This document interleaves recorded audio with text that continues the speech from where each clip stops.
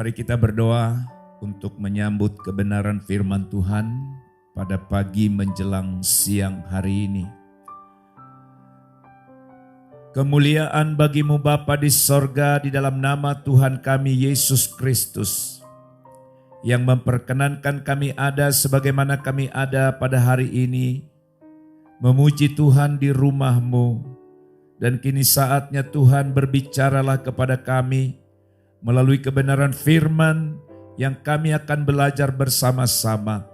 Urapan Tuhan atas kami, urapan Tuhan atas hamba yang menyampaikan, dan juga umat-Mu yang mendengar. Dalam nama Tuhan Yesus kami berdoa. Amin. Firman Tuhan pada kesempatan ini saya beri judul Bangkit dari Kekecewaan. Kita masih ada dalam suasana hari kebangkitan Paskah, dan bertalian dengan itu hari ini kita akan merenungkan bersama-sama firman Tuhan. Kalau Yesus bangkit dari kematian, maka kita juga perlu ada kebangkitan dalam diri kita, yaitu bangkit dari kekecewaan. Saudara-saudara yang dikasihi Tuhan, melalui kebenaran firman Tuhan ini, setiap kita diharapkan dapat menemukan hal-hal apa saja yang membuat kita kecewa di dalam hidup kita. Hal apa saja yang bisa mengecewakan kita. Dan yang kedua, saudara-saudara, setiap kita diharapkan dapat meresponi atau memberi tanggapan yang benar terhadap keadaan yang mengecewakan itu.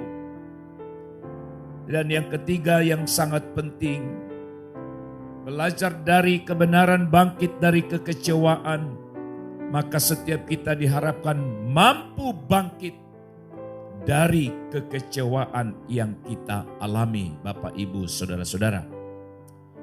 Mari kita bersama-sama membuka firman Tuhan yang terambil dari Injil Lukas pasal 15 ayat 11 sampai ayat yang ke-32. Dan di awal kita akan membaca hanya sampai ayat 17.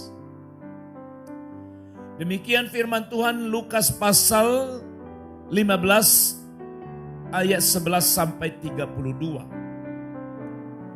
Yesus berkata lagi, ada seorang mempunyai 2 anak laki-laki. Kata yang bungsu kepada ayahnya, "Bapa, berikanlah kepadaku bagian harta milik kita yang menjadi hakku." Lalu ayahnya membagi-bagikan harta kekayaan itu di antara mereka. Beberapa hari kemudian anak bungsu itu menjual seluruh bagiannya itu, lalu pergi ke negeri yang jauh. Di sana ia memboroskan harta miliknya itu dengan hidup berfoya-foya. 14.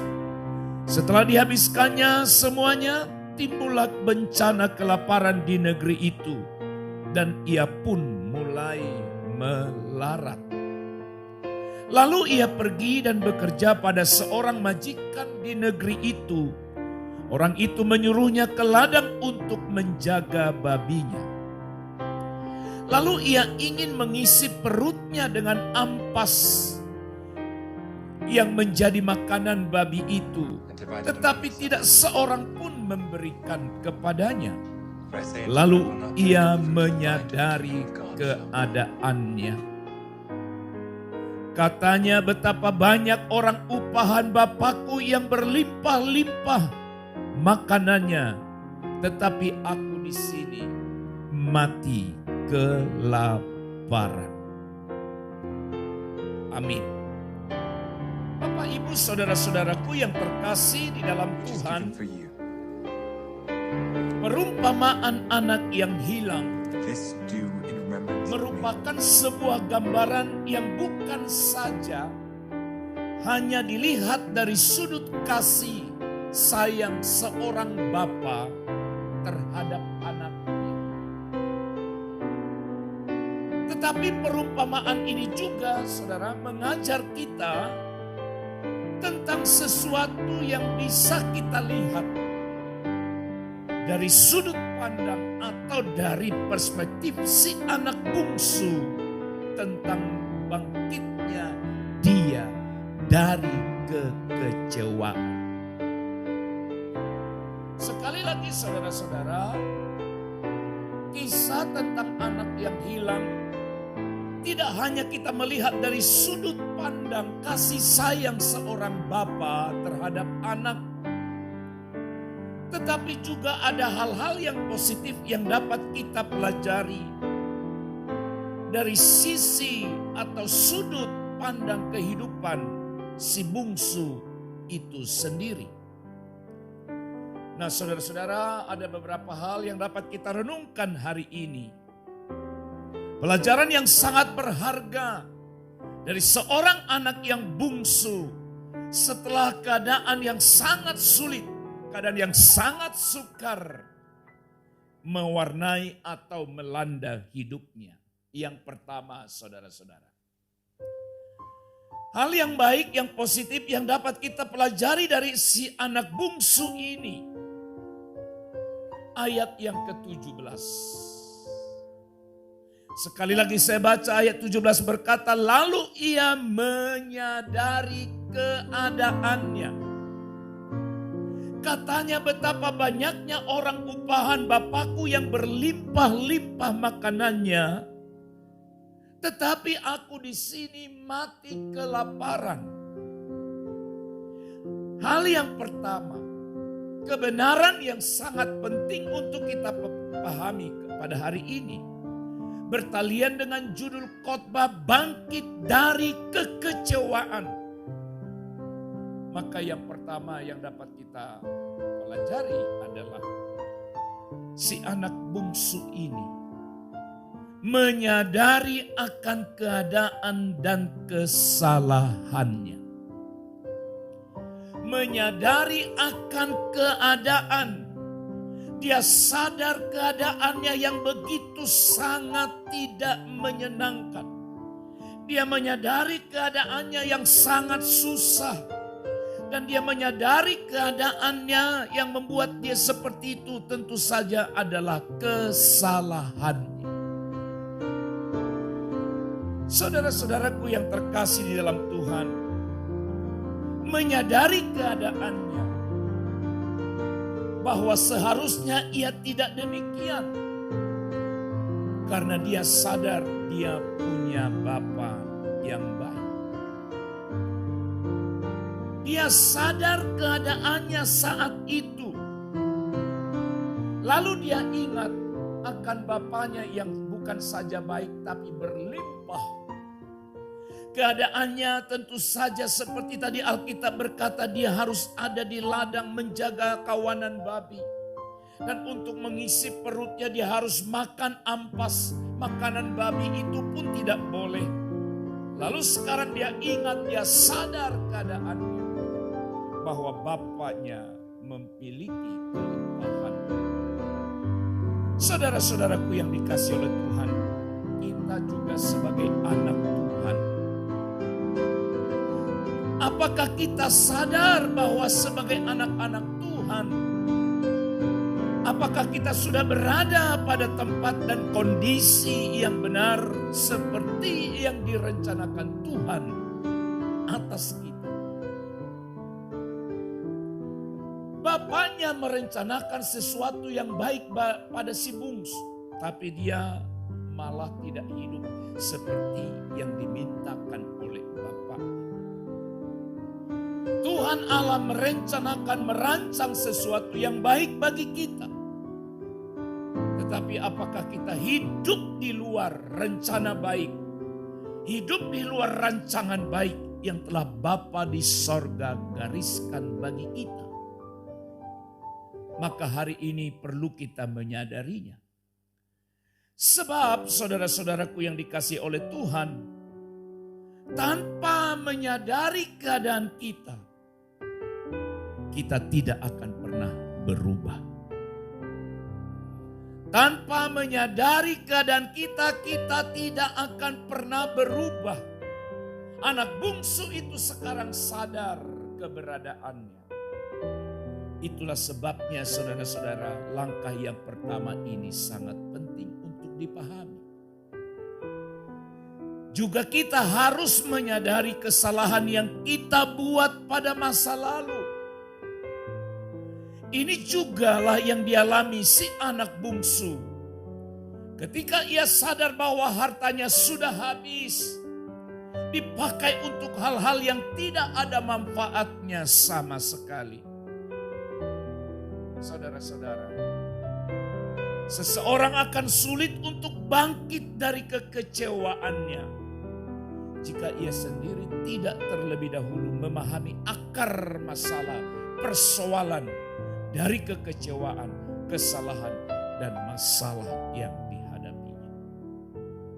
Saudara-saudara, semua kita mempunyai sesuatu yang tidak baik, kurang baik di masa lalu kita atau hal-hal yang merintangi perjalanan hidup kita. Kita harus menyadari kesalahan yang kita buat. Kita harus menyadari keadaan yang sesungguhnya yang telah membuat kita terpuruk sama seperti anak sulung ini. Bangkitlah dari kekecewaan dengan menyadari akan keadaan dan kesalahan yang kita buat. Yang kedua, ayat 18 sampai ayat yang ke-20 dari Injil Lukas 15. Dan berkata kepadanya, Bapa, aku telah berdosa terhadap sorga dan terhadap Bapa. Aku tidak layak lagi disebutkan anak Bapa. Jadikanlah aku sebagai salah seorang upahan Bapa. Maka bangkitlah ia dan pergi kepada bapanya. Ketika ia masih jauh, ayahnya telah melihatnya. Lalu tergeraklah hatinya oleh belas kasihan. Ayahnya itu berlari mendapatkan dia, lalu merangkul dan menciumnya. Saudara-saudara, anak bungsu ini berkata, aku telah berdosa terhadap sorga dan juga terhadap Bapa. Aku tidak layak. Tapi keadaan itu, kesadaran itu membuat dia bangkit. Ayat yang ke-20. Maka hal yang kedua, saudara-saudaraku yang terkasih dalam Tuhan, bagaimana kita bisa bangkit dari kekecewaan atau keadaan hidup yang membuat kita tidak bisa maju. Yang kedua, memiliki niat untuk melangkah. Maka bangkitlah ia dan pergi kepada bapaknya. Tanpa dia memikirkan konsekuensi daripada apa yang telah dia buat. Mungkin saja dia berkata, aku harus bangkit walaupun nanti bapak saya mengusir saya. Saya harus bangkit walaupun mungkin nanti bapak saya marah betul kepada saya. Tetapi itu semua dia abaikan. Dia memiliki satu tekad atau niat untuk melangkah dalam hidup. Saudara-saudara yang terkasih dalam Tuhan, sadar akan kesalahan saja itu tidak cukup untuk bisa membuat kita bangkit dari kekecewaan. Sekali lagi, sadar akan kesalahan itu tidak cukup untuk membuat kita bangkit dari kekecewaan. Tetapi dibutuhkan sebuah niat, sebuah keinginan, sebuah tekad yang kuat untuk mengubah hal negatif menjadi positif, hal yang buruk menjadi baik. Saudara-saudara, anak bungsu itu bukan hanya sadar dan kemudian berpangku tangan, tetapi yang ia lakukan adalah dia bangkit dan pergi kepada bapaknya.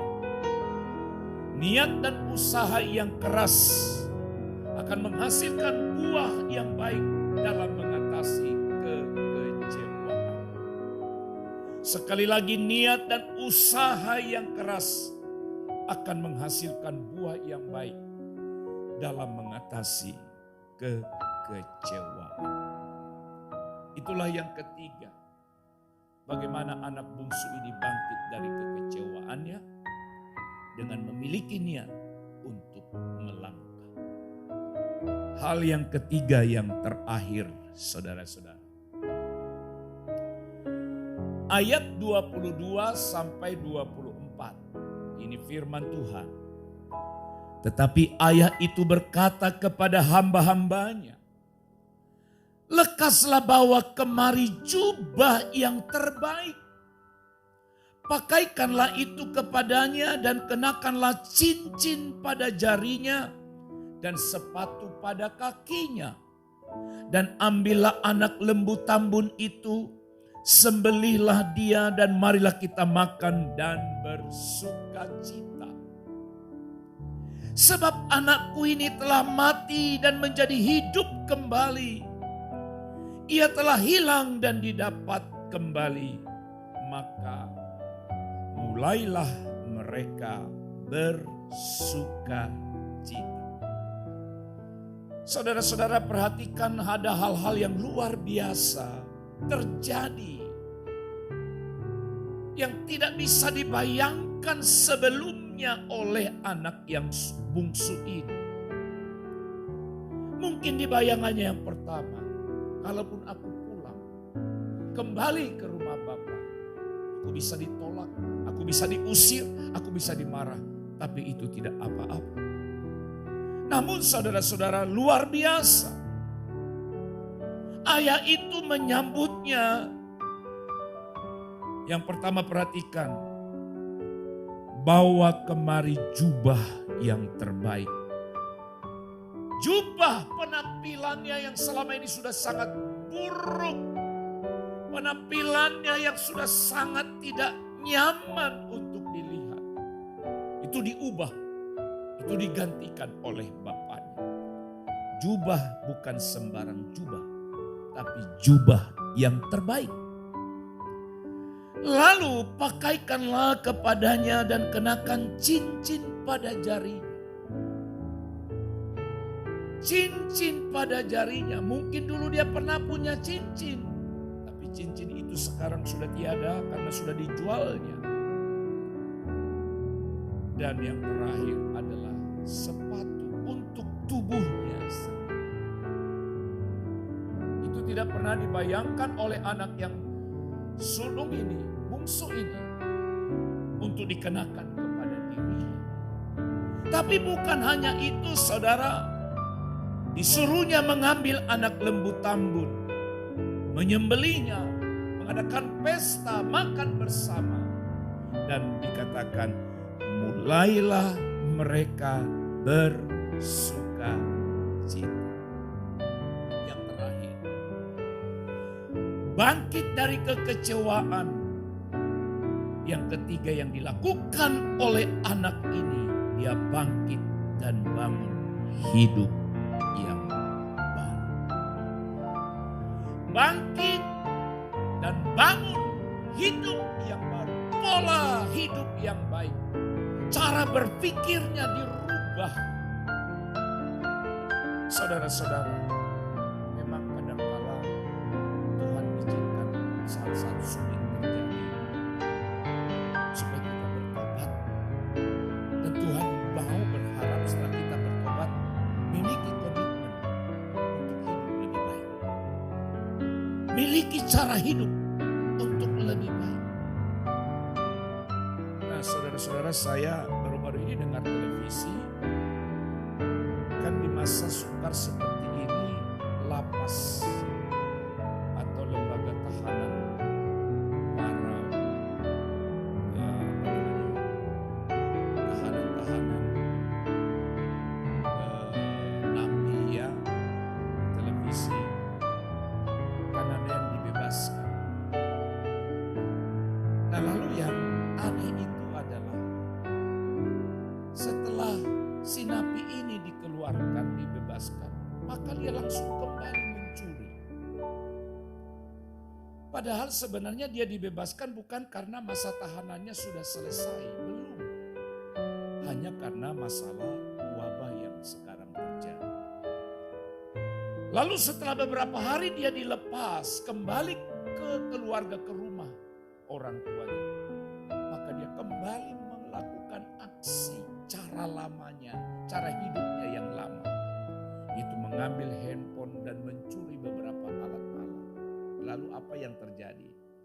Polisi kembali menangkapnya dan menjebloskannya lagi ke dalam penjara. Nah, saudara-saudara, dia tidak ada rasa takut, tidak ada kapok, tidak jerak. Maka untuk kita dapat bangkit dari semua kekecewaan hidup, situasi hidup yang sulit, situasi hidup yang lama, yang buruk, maka saudara-saudara, kita harus rela dan bangkit untuk membangun hidup yang baru, memiliki komitmen yang baru. Sebagaimana firman Tuhan berkata, yang lama sudah berlalu, sesungguhnya yang baru sudah datang. Saudara-saudara, dengan kasih dan pengampunan yang kita terima, maka seharusnya kita menanggalkan hidup kita yang lama. Mengenakan manusia baru. Bapa di sorga menerima kita apa adanya. Menanggalkan cara hidup yang lama, menanggalkan hal-hal yang mengecewakan di masa lalu. Serta menatap hari esok dengan pengharapan kepada Kristus. Janganlah biarkan masa lalu kita menarik kita kembali ke belakang. Tuhan mau kita jadi ciptaan yang baru di dalam Kristus, yang sudah diampuni, dan Tuhan mau hidup kita menjadi berkat. Oleh sebab itu, Bapak, Ibu, saudara-saudara, mari kita bersama-sama untuk bangkit atau meninggalkan semua hal-hal yang merintangi hidup kita. Kekecewaankah namanya, dosakah namanya, atau apapun yang buruk yang menghambat kita untuk melangkah dengan baik. Maka milikilah 3 kebenaran sebagaimana anak bungsu ini bertindak bangkit dari kekecewaan. Dia sadar akan keadaan dan kesalahan. Yang kedua, dia memiliki niat untuk melangkah. Dan yang ketiga, dia bangkit dan dia bangun hidup yang baru. Jangan kembali ke pola gaya hidup kita yang lama. Arahkanlah hati kita, mata hati kita terus ke depan untuk melangkah bersama dengan Tuhan. Sehingga kita akan mencapai dan menggapai hidup yang baru dalam Kristus. Kita akan menggapai berkat-berkat yang baru, masa depan yang lebih baik. Karena Tuhan ada bersama dengan kita. Amin. Mari kita berdoa. Kami bersyukur kepadamu Tuhan atas kebenaran yang sudah kami dengarkan. Kiranya Tuhan menolong kami supaya kami boleh melepaskan segala cara hidup. Mungkin pernah ada kekecewaan, ada dosa yang kami lakukan di masa lalu kami. Mampukan kami untuk melepaskan dan meninggalkannya.